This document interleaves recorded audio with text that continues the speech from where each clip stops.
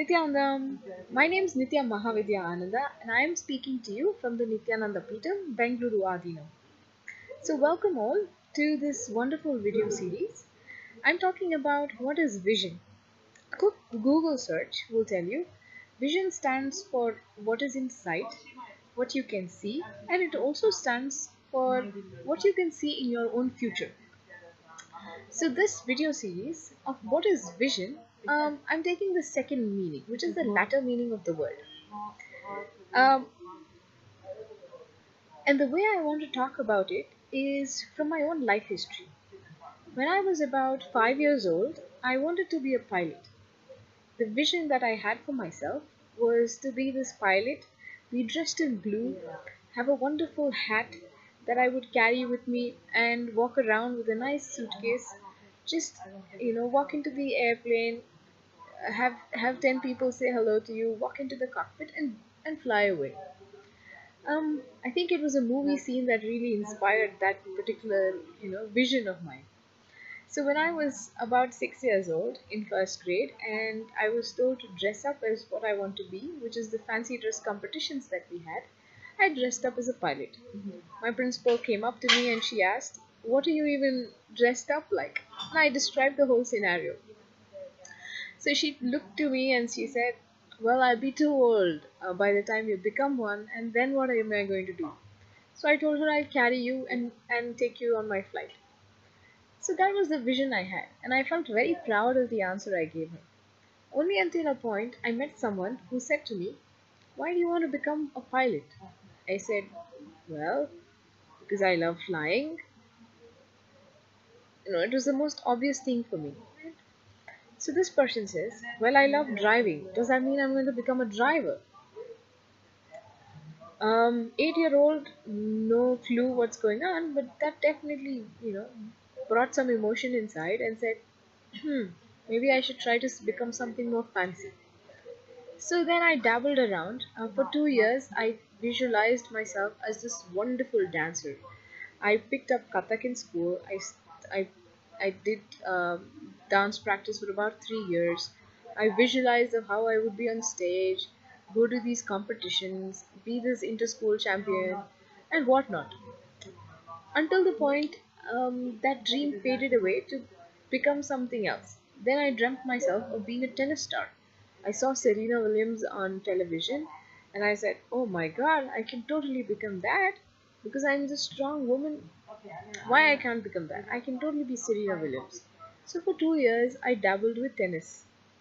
Then I visualized myself as this awesome runner.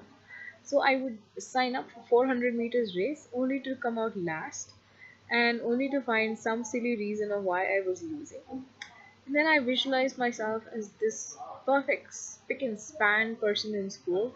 So for 1 year I would dress up really nice, really tight, have nice hair, only to become something else and something else and something else. And this visualization of mine kept changing, kept evolving, maybe a nice word, but I wouldn't say it was evolving. It was just moving around, floating to become something else. And there were years in between when there was no visualization also. So I think the longest visualization I had for myself is to be an aerospace engineer. That is the one I held on to when I did my master's, I did my PhD, did a postdoctorate, and even continued on. To later, I think at the latter part of my PhD, I felt more than an aerospace engineer, I'm an analyst. I can really question things. Like if you bring a problem in front of me, I can question my way, I can try and solve it. And I start relating myself more as a researcher. So more than an aerospace engineer, that's what I became. So when I became a professor, I told myself as an analyst actually. Even when somebody said, "What's your specialty?" I said, "I'm in analysis." That's my key. That's really unique in me. I can really break your problem down. And that's how I related myself. So vision kept evolving. Mm, then when I met Swamiji, Avatar Paramahamsa Nithyananda, I thought, oh my god, that is someone I can become. So why I'm talking about this and why I'm sharing this is To highlight one aspect that became only clear in me like today is the fact that the vision kept changing. Sometimes it was because of what somebody was telling me, but sometimes it was most often it just disappeared. It never stayed on. Nothing really stuck that it would continue on forever. And just today, actually, Swamiji shared with us that what vision really is like if you're bitten by a scorpion, Raja Thali, I think he said, when someone is bitten by the scorpio, he would not die, but he would never go into deep sleep. He may fall into a dream space, but never into deep sleep. Having a vision is something equivalent to that, where you will never fall into deep sleep. You will always be driven by it.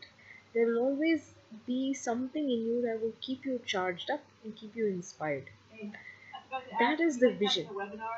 And such a simple rule to tell you whether the vision has opened up in you. There's another trick actually Swamiji had shared in the Ask the Avatar interview that I was privileged to have with him, is where he said, when the vision opens up in you, you will see everything in that language. So if the vision of being a mathematician opens up in you, everything in front of you you will classify as a math problem or a formula or a solution, something.